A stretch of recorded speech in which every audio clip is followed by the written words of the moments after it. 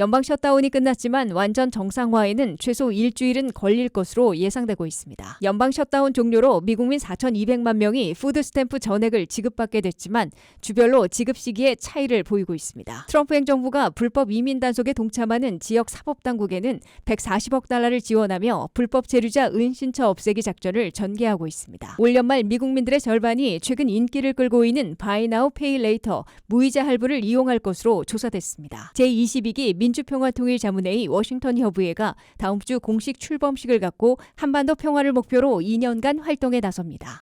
시청자 여러분 안녕하십니까? 워싱턴 뉴스 투데이입니다. 연방 셧다운이 최장 기록을 갱신하며 43일 만에 끝났으나 완전 정상화에는 최소 일주일은 걸릴 것으로 보입니다. 스미소니언 박물관은 금요일부터 즉각 문을 열기로 했지만 업무에 복귀한 연방 공무원들은 밀린 봉급을 받는데 일주일은 기다려야 하고 항공여행이 정상화되는 데에도 일주일은 소요될 것으로 예상되고 있습니다. 한면태 기자가 보도합니다. 최장 기록을 35일에서 43일로 갈아치운 연방 셧다운이 마침내 끝나고 연방 기관들의 문을 다시 열었습니다. 도널드 트럼프 대통령은 12일 밤에 연방 하원에서 통과된 임시예산 지출안을 서명 발의시켜 연방 셧다운을 43일 만에 공식으로 끝냈습니다. My signature, the federal government will now resume normal operations and my administration and our partners in Congress will continue our work to lower the cost of living, restore public safety, grow our economy and make America affordable again. 트럼프 대통령은 민주당을 비난하면서도 이제 미국민들의 생활비를 낮추고 경제를 성장시키며 접근성을 확대하는 일에 매진하겠다고 다짐했습니다. 바로 앞서 새해 1월 30일까지 지출하는 상원 가결 임시예산안은 연방 하원에서 찬성 222대 반대 209표로 최종 승인됐습니다. 민주당 6명, 공화당 2명만 당론과는 다른 표를 던졌습니다. 연방 셧다운이 막을 내리고 연방 기관들이 일제히 문을 다시 열었으나 셧다운 타격을 맞았던 각 분야가 정상을 되찾는데 최소 일주일은 더 걸릴 것으로 예상되고 있습니다. 워싱턴 DC 내 스미소니언 박물관들은 14일 금요일에 국립동물원은 15일 토요일부터 문을 다시 연다고 발표했습니다. 일시 해고됐던 67만 명과 무급으로 일해온 73만 명 등 연방 공무원들이 일제히 업무에 복귀했으나 백페이, 즉 밀린 임금을 받는데 일주일은 더 걸리고 기관별로 차이가 있을 수 있다고 OPM 인사관리청이 밝혔습니다. 연방 공무원들 가운데 가장 정상 근무가 시급한 항공관제사들에게는 밀린 임금의 70%를 일단 하루 이틀 사이에 지급할 것으로 연방교통부가 밝혔습니다. 항공대란을 겪었던 항공여행이 정상화되는 데에도 최소 일주일은 더 걸릴 것으로 예상되고 있습니다. 정상 운항이 가능할 정도로 충분한 항공관제사들이 업무에 복귀해야 하고 이를 바탕으로 연방항공청이 강제 항공편 10% 감축 명령을 해제해야 합니다. 연방교통부와 연방항공청 FAA는 셧다운이 끝났어도 13일에는 6% 감축을 유지한다고 밝혔습니다. 연방 셧다운으로 전면 연기되어 온 경기 지표들은 부분적으로 재개될 수 있으나 부정확한 통계가 되거나 아예 10월분은 건너뛰는 지표들도 생길 것으로 예상되고 있습니다. 노동통계국은 9월 고용통계를 수일 후인 내주 뒤늦게나마 발표할 수 있을 것으로 보입니다. 그러나 셧다운 기간 중에 설문조사를 하지 못해 10월 통계를 위한 정보들이 전무해 앞으로 차질을 빚어 10월 고용통계는 사실상 불가능해질 것으로 예고되고 있습니다. 당초 13일에 발표될 예정이던 9월의 CPI 소비자 물가지수도 조사가 중단됐고 재조사하려면 미국민 소비자들에게 옛 기억을 물어야 하므로 부정확하거나 아예 건너뛰어야 할 것으로 보입니다. 미국 경제 고용과 물가지표 조사와 발표가 정상을 되찾는 데 시간이 많이 걸려 연준의 기준금리 결정 등에서 어려움을 겪을 것으로 예고되고 있습니다. WKTV 뉴스 한면택입니다. 미국민들의 8명 중에 1명인 4,200만 명이 식료품 보조를 전액 지급받게 됐지만 주별로 지급 시기에 차이를 보이고 있습니다. 연방 농무부는 셧다운 종료로 하루 이틀 사이에 전액을 지급할 수 있다고 밝혔으나 20개 주는 이미 주별 기금으로 전액을 지급한 반면 메릴랜드 등 16개 주는 부분 지급했고 버지니아 등 11개 주는 유보 중이어서 지급액과 시기를 조정해 EBT 카드에 입금시켜주는데 시간이 다소 걸릴 것으로 예고되고 있습니다. 식료품 보조를 받아온 빈곤층과 저소득층 미국민들은 연방 셧다운이 종료돼 11월분을 다시 전액 지급받게 됐지만 셧다운 기간 중 각 주별 조치가 엇갈려 전액 지급으로 바꾸는데 시간이 걸리게 됐습니다. 미국민들의 8명 중 1명꼴인 4,200만 명이 받고 있는 푸드 스탬프는 매달 1인당 평균 $190를 지원하고 있는데 연방 농무부가 기금을 내려보내지만 각 주별로 선정과 배분 작업을 맡고 있어 다소 복잡한 과정을 거치고 있습니다. 연방 농무부는 셧다운이 종료됨에 따라 24시간 내지 48시간 안에 11월분 전액을 각 주에 내려보낼 수 있다고 밝혔습니다. 그러나 셧다운 기간 중 각 주별 기금으로 이미 전액을 지급한 지역들도 있고 부분 지급을 실행한 지역들도 있으며 계속 유보한 지역으로 나뉘고 있어 전액 지급 시기에도 차이가 있을 것으로 예상되고 있습니다. 캘리포니아, 뉴욕, 뉴저지, 펜실베니아, 미시건, 서부 워싱턴주 등 19개 주와 워싱턴 DC 등 20개 지역은 연방자금이 중지됐으나 주별 기금으로 이미 전액을 지급했습니다. 이들 20개 지역들은 11월 6일 연방지법이 전액 지급하라는 명령에 따라 연방자금이 오기 전에 각 주별 기금으로 11월 식료품 지원 전액을 지급했습니다. 따라서 이들 20개 지역은 내부 정산만 하면 될 뿐 푸드스탬프 수혜자들은 이미 11월분을 전액 지급받았기 때문에 큰 변화는 없을 것으로 보입니다. 이미 전액을 지급한 지역 중에서 인구가 가장 많은 캘리포니아에선 전체의 13.7%인 538만 명에게 푸드스탬프의 11월분 전액을 지급했습니다. 뉴욕주에선 전체의 14.7%인 292만 명에게 전액을 지급해놓고 있습니다.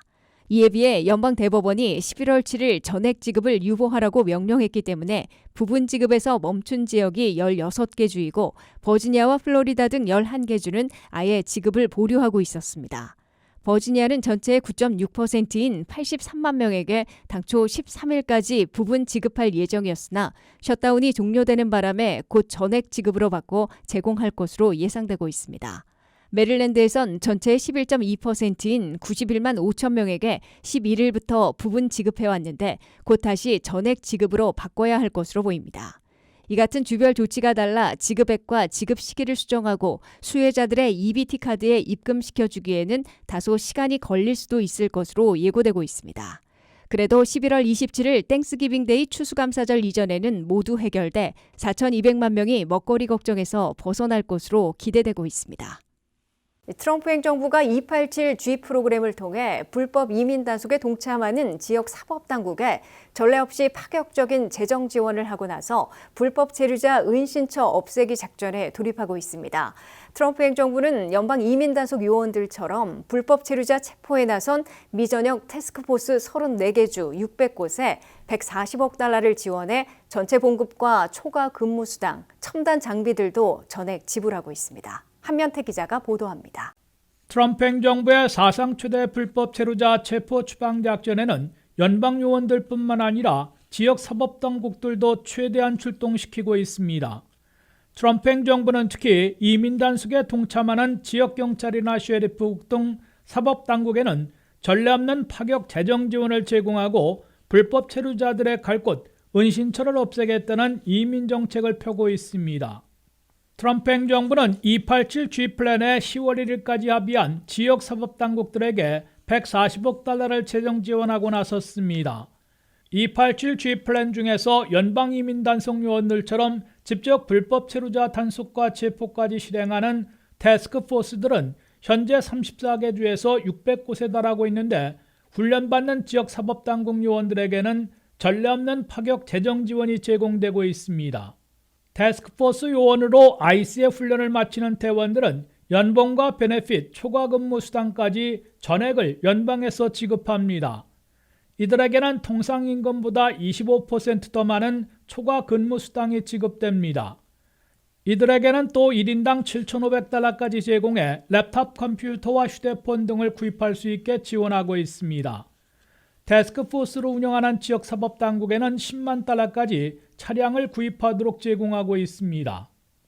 파격적인 재정 지원을 내걸자 아이스 이민세관 집행국과 287G 플랜에 합의하고 이민 단속에 직접 뛰어드는 지역경찰이나 셰리프 등 사법당국들이 급증하고 있습니다. 11월 초 현재 287G 플랜에 합의한 지역사법당국들은 미 전역 40개 주에서 1,155개 기관들에 달하고 있습니다. 특히 연방요원들처럼 직접 불법 체류자 단속과 체포에까지 나선 태스크포스는 34개 주에서 600개 기관들에 근접하고 있습니다. 지역경찰이나 셰리프들이 직접 이민 단속에 나서 교통단속이나 불신검문만으로 불법 체류자들을 체포해 연방이민당국에 넘기는 사례가 급증하고 있어 불법 체류자들이 갈 곳 피난처를 잃어버리고 있는 것으로 지적되고 있습니다. 트럼프 행정부는 불법 체류자들의 은신처를 최대한 없애 이를 견디지 못하는 사람들이 자기 추방, 자진 출국을 선택하도록 압박해 나가는 이민 정책을 강화하고 있습니다. WKTV 뉴스 한면택입니다.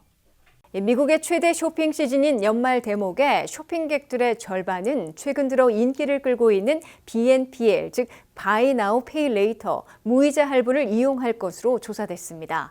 미국민 쇼핑객 3명 중 1명이 이용하던 비율에서 2명 중 1명으로 더 확산되고 있는 것으로 나타났습니다. 미국 경제의 불확실성 때문에 올 연말 대목에 찬바람이 불 수도 있을 것으로 우려되지만 미국민 소비자들은 내일이 없는 것처럼 지갑을 열고 있기 때문에 올 연말 대목 경기도 나쁘지는 않을 것으로 기대되고 있습니다.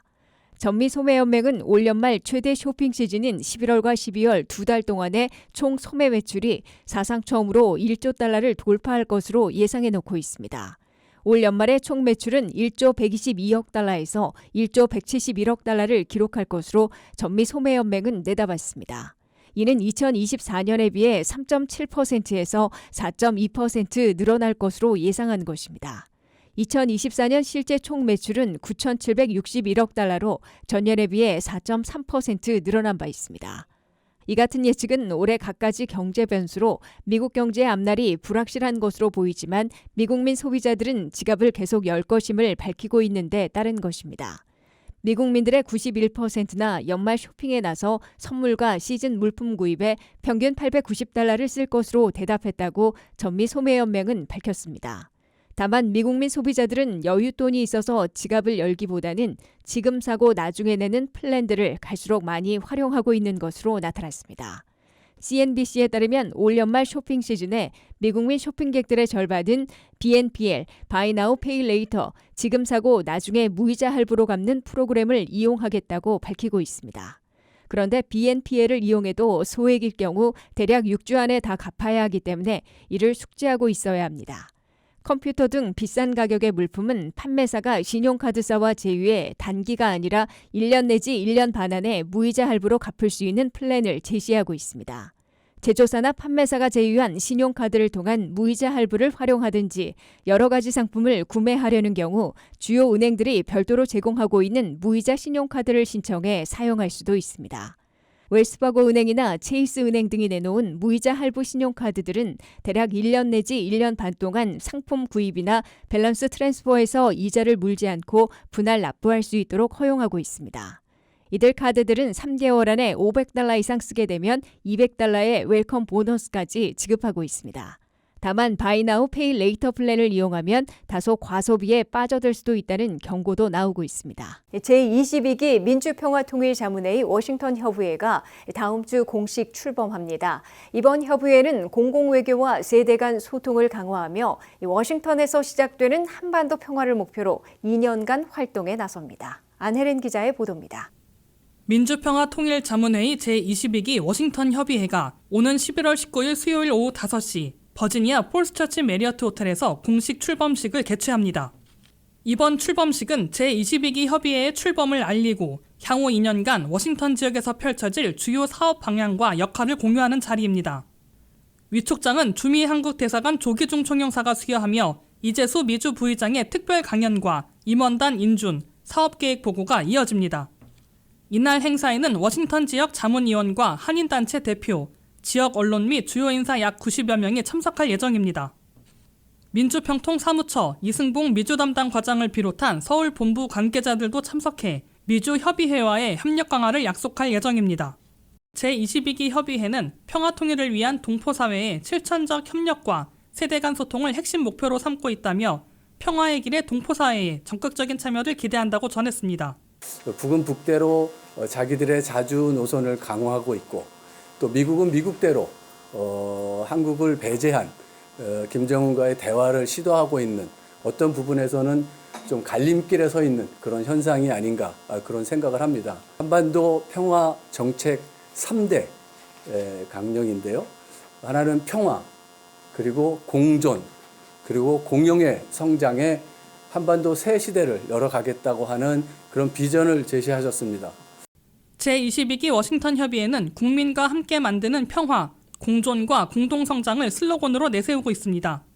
워싱턴의 외교 중심지라는 지역적 특성을 살려 공공외교 강화, 청년, 여성 참여 확대, 세대 간 통일대화 활성화를 주요 과제로 추진합니다. 이번 기수에서는 여성 자문위원이 대폭 확대됐으며 앞으로는 청년층의 참여도 늘려갈 계획입니다. 이미 분과별 상견례를 통해 세부 사업과 예산안을 확정하고 있으며 내년 초에는 지역사회와 함께하는 청년 통일 포럼 등 실질적 교류 행사를 준비 중입니다.